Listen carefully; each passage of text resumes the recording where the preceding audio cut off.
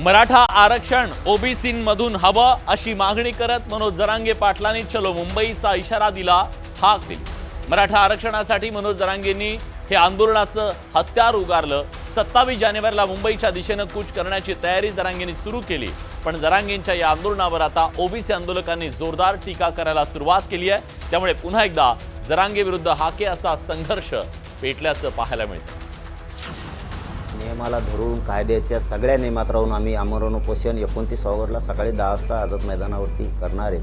निवडणुका आल्या मुंबई चलो म्हणतोय, निवडणुका आल्या उपोषणाला बसतोय, आणि उपोषणाला कसं बसतोय, इकडे सलाईन लावतोय। सलाईन वीर आहे हा थोडाच उपोषण वीर आहे।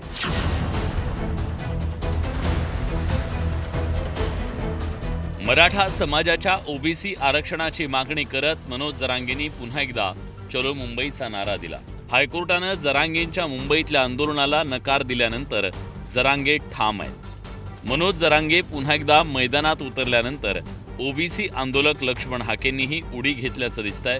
त्यामुळे पुन्हा एकदा जरांगे विरुद्ध हाके असा सामना रंगल्याचं दिसतंय। मराठा आणि कुणबी एक आहे, हा अध्यादेश हा जार आम्हाला मंजुरीसहित अंमलबजावणीसहित पाहिजे, त्याशिवाय आम्ही मुंबई सोडणार नाहीत हे सरकारनं लक्षात घेणं गरजेचं आहे। त्यानंतर हैदराबादचं गॅझेटियर हे आम्हाला लागू केलेलं पाहिजे। लोककथामध्ये कथाय लांडगा आला रे आला, अशा पद्धतीने जरांगेचं होईल। लांडगा आला रे आला हा अवयी उठवणार आणि ब्रह्मनिरास होणार, आणि एक दिवस खरंच लांडगा येणार। जरांगेचं जे काय आहे ना ते आता महाराष्ट्राला माहिती आहे। त्यामुळं ही बेकायदा मागणी आहे, बेजबाबदारीची मागणी आहे। जरांगेंनी आक्रमक आंदोलनाची घोषणा करताच हाकेंनी जरांगेंवर हल्ला चढवल्याचं पाहायला मिळतंय। त्यामुळे लक्ष्मण हाके आणि मनोज जरांगे पाटील यांच्यातला वाद आणखीनच चिघळलाय। चर्चा फिरच्या बंद, मराठ्याला सांगतो। तुम्हाला वाटत चर्चा सुरू आहे, चर्चा फिरच्या खड्ड्यात गेली। चर्चा नाही, लेखी नाही, अंमलबजावणी जीआरच पाहिजे। मुंबईला जायचंय, मी हटत नाही माग। घालू द्या गोळ्या, काय घालायचे देवेंद्र फडणवीसला, मी मरायला तयार आहे। फक्त मला साथ द्या, एक बी मराठा घरात झोपू नका। जात आणि तुमचे लेकर तुम्हाला कधीच माफ नाही करणार, शापशिवाय देतील। लेकरा बाळांचा तळतळाट मराठ्याने घेऊ नका। हा जरांगे गेली 2 वर्ष झालं महाराष्ट्राच्या मानगुटीवर बसलंय। 28.5 किलोचं भूत आणि गृह विभाग, हजारोचं पोलीस प्रशिक्षित विभाग महाराष्ट्राची कायदा सुव्यवस्था बिघडवतोय, सामान्य माणसाला वेठीस धरतोय, जीव घेणे हल्ले होत आहेत, घरं प्रॉपर्टी जाळल्या जात आहेत, आणि तुम्ही त्याला आजपर्यंत एकदाही अटक झाल्याचं मी ऐकलं नाही।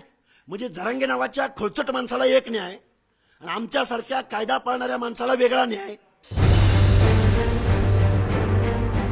जरांगेंनी मराठा समाजाच्या ओबीसी आरक्षणाची मागणी करत थेटपणे सरकार उलथवण्याचं आव्हान दिलं, ज्यावर हाकेंनी जोरदार पलटवार केलाय। आणखी नाही फडणवीस साहेबाला संधीचं सोनं करा उलट तुम्ही।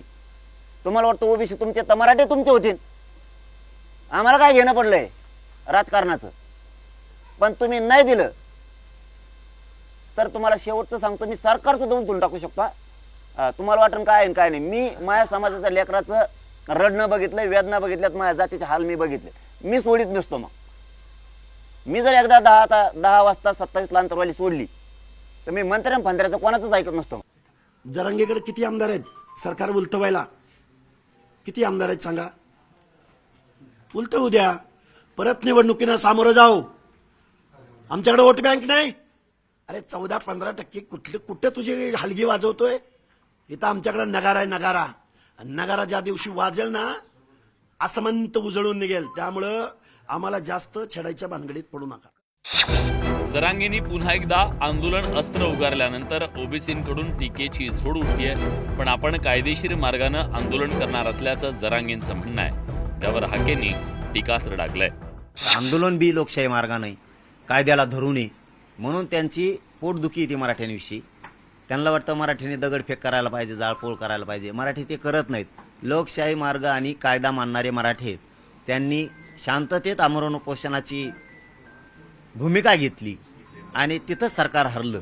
आता हे सरकारच्या उचापात्यात घेणं नाही, देणं नाही। यांच्या अनेक भोवतालच्या कार्यकर्त्यावरती हद्दपारी वगैरे अनेक गुन्हे दाखल झालेले, जेलामध्ये पण गेलेले आहेत ही माणसं. आणि जरांगे मुळात यांच्या या चांडाळ चौकडीमध्ये बसणाराच जरांगे आहे. जरांगेला संविधान काय कळतं, जरांगेला दलित आदिवासी, जरांगेंना ओबीसी काय कळतं, जरांगेंना आम्हाला काय म्हणतो की ह्यांचा आणि ओबीसी आरक्षणाचा काय संबंध आहे, आम्ही ओबीसी आरक्षणामध्ये येत नाही आहोत. त्यामुळे हा एवढा अनपढ माणूस आहे, ह्याला साधा कॉमन सेन्स नाही. मनोज जरांगे चलो मुंबई म्हणत आझाद मैदानात आंदोलनाची तयारी करतायत. आता कोर्टानं जरांगेंच्या आझाद मैदानातल्या आंदोलनाला मनाई केल्यानंतर जरांगेंची पुढची रणनीती काय राहते आणि जरांगेंच्या आंदोलनाला ओबीसी आंदोलक कसं प्रत्युत्तर देतात हे पाहणं महत्त्वाचं ठरणार आहे. शरद जाधव, न्यूज 18 लोकमत, मुंबई. आझाद